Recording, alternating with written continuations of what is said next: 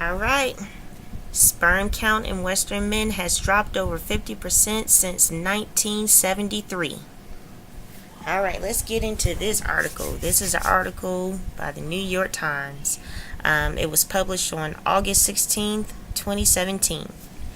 The sperm count of men in Western countries has been declining with no signs of leveling off. By examining thousands of studies and conducting a meta-analysis of 185, the most comprehensive effort to date, an international team of researchers ultimately looked at semen samples from 42,935 men from 50 countries from 1973 to 2011. They found that sperm concentration, the number of sperm per milliliter of semen, had declined each year, amounting to 52.4% total decline. Wow. In men from North America, Europe, Australia, and New Zealand.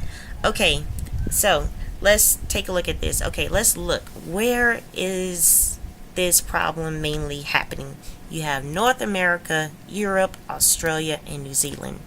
Okay, and everybody knows that these are primarily Caucasian countries.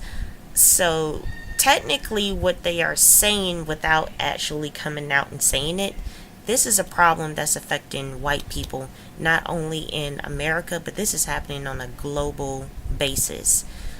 So, wow, this is a major problem for the white community.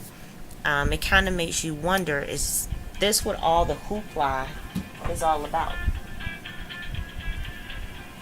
Okay, hang on.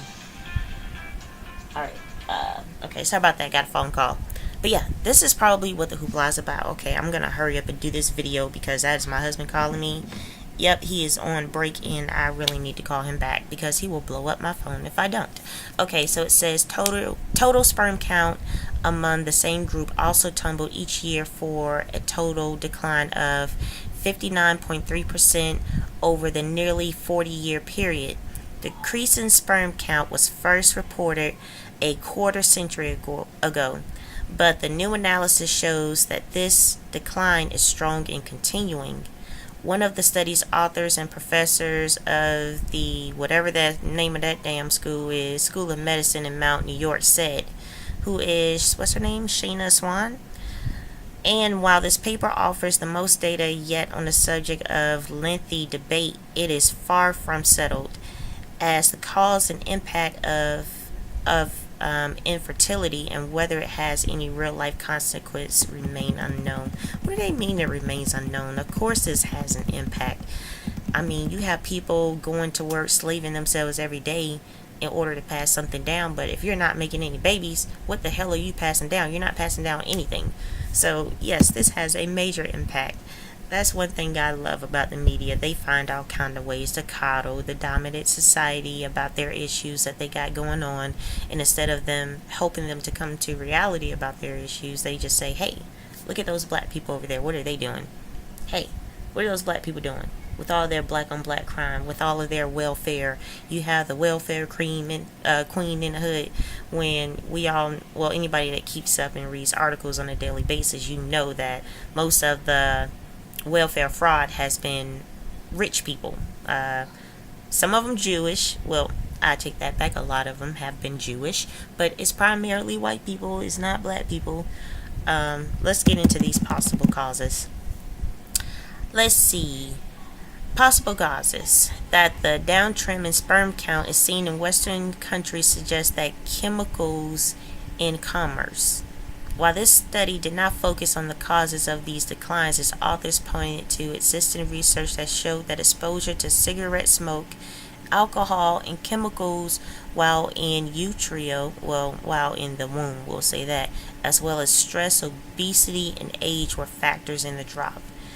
If the mother smokes, her son's sperm count is decreased. In 2005, a study showed that prenatal exposure to plasticizers affected the development of sons.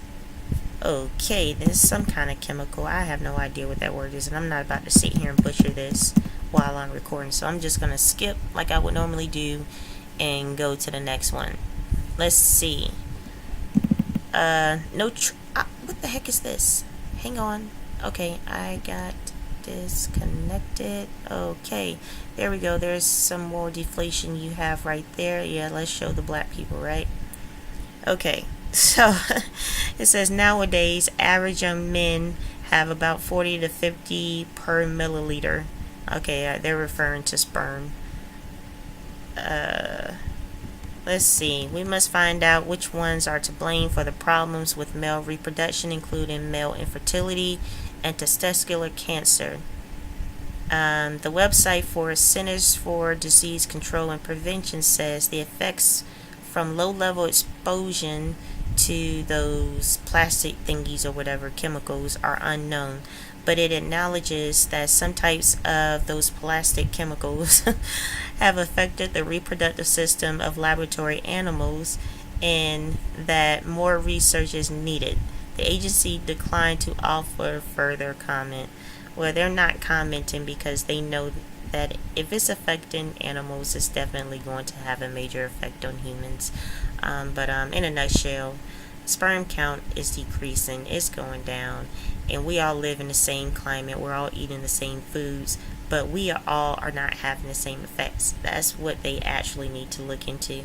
Look at your population of people who it is affecting, and then look at the population of people who it's not affecting, and then go through and compare the differences. Is it something genetic that's causing this to happen, or is it an outside factor? The only reason I rule out an outside factor is because we all live on the same planet, we're all eating the same foods, we're all having the same exposures. However, it is only affecting a certain kind of people.